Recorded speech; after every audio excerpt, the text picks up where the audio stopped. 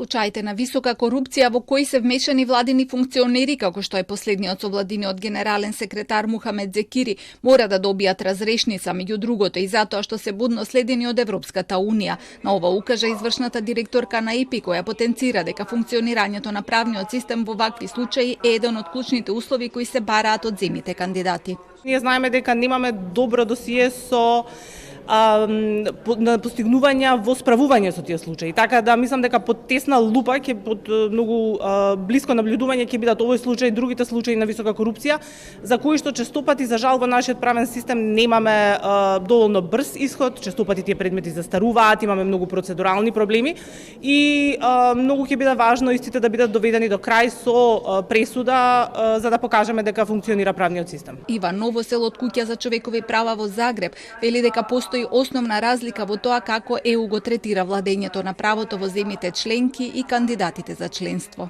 Европска унија укратко е пуно оштрија према земјама кандидаткињама, односно земјама кои желе учи у членство Европска унија, док унутар Европска унија видимо да имамо огромних проблема везаних уз владавину права. Најистакнути примери су ту Маđarske и Поljske кои су на путу заправо дезинтеграције европског јавног права какво ga познаемо и самим тиме што Европска унија нема способност решавања проблема унутар властитих редова, губи кредибилитет за трансформацијски потенцијал у земјама кои желе постати дијелом Европске унije, tu je uključujući i Makedonija. To je nekakva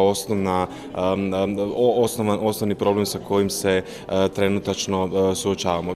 На примерот на Хрватска, вели тој, може да се заклучи дека овој процес е секогаш половичен и земјите членки никогаш не одат до крај со реформите. Марко Кмезич од Универзитетот во Грац пак укажува дека не е доволно само разрешувањето на поединечни случаи.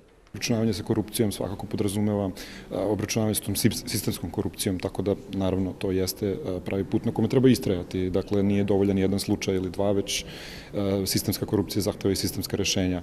Еден од заклучоците од денешната дискусија е дека има неопходна потреба за подлабока анализа на моменталниот развој и клучните предизвици со владењето на правото и во земјите членки и во кандидатите за членство во ЕУ.